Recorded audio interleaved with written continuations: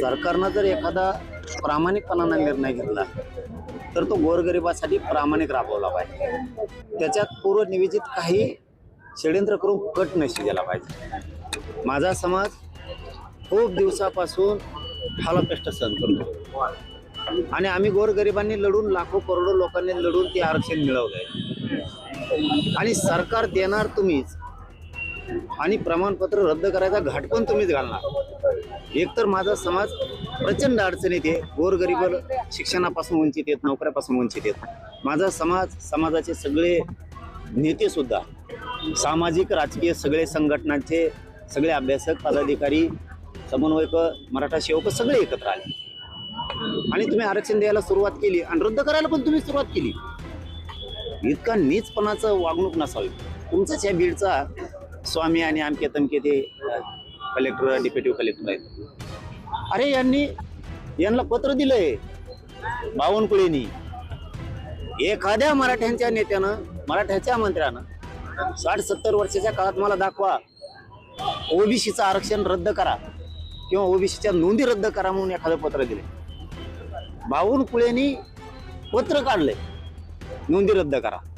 हे गोरगरीब ओबीसीला तरी मान्य आहे का? तुकड्यावर जगणारे 4-2 सोडून द्या, परंतु गोरगरीब ओबीसीला तरी मान्य आहे का मिळालेलं मराठ्यांचं हक्काचं आरक्षण रद्द करण्यात यावं? म्हणून 29 ऑगस्टला खूप टोकाचं आंदोलन होणार, खूप टोकाचं.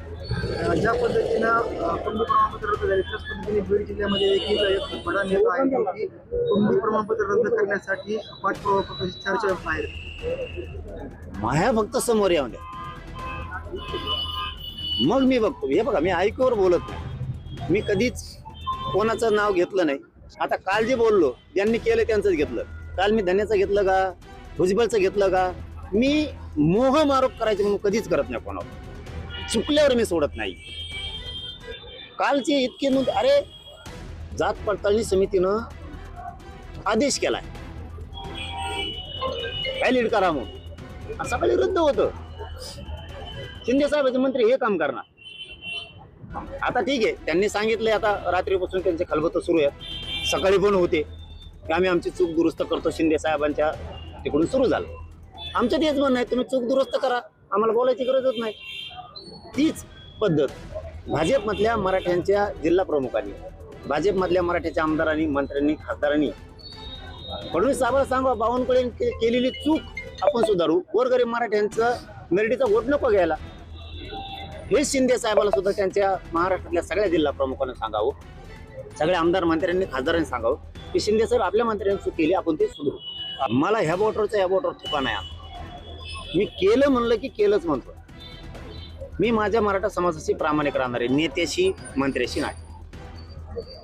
त्यांनी चूक केली, ती चूकच सिद्ध करून दाखवली. चूक केली तरी बोलत राहून देतो मराठी इकडे फाशीवर सोडू, असं माझ्याकडून नाही होऊ शकत. म्हणजे मला ज्या टोकाला जायचं असेल ती वेळ आली तरी चालत, पण मराठा समाजाचं नुकसान नाही होऊन देऊ शकत. मग जे व्हायचं असेल ते होईल आणि माझी लढायची तयारी त्यांचं कोणत्याही ताकदीत. जरांगे पाटलांनी जे आरोप केले त्यानंतर मी नार्को टेस्टला तयार आहे असं बावनकुळे. अरे ते उलट झालं. तिथं मी म्हणलो ते आणखी पुढे गेल्यावर वाक्य येते. बावनकुळेचे नार्को टेस्ट नाही, 15 लाख ज्या अधिकाऱ्यांनी मागितले ते विषय, ते जोडताना त्यांना जोडलं. याचा अर्थ त्यांची चूक नाही असं नाही. नार्को टेस्टचा विषय त्यांचा नाहीये, फक्त त्यांचा विषय पत्र काढले त्यांनी त्याच्यात. याचा अर्थ दोषी नेता अजिबात नाही. गंगाखेडला सुद्धा त्यांनीच फोन लावला. याच्यासाठी मंत्री नसतं बाबा. मंत्री कशासाठी असतो? इतकी जात ठसून भरली तो यात.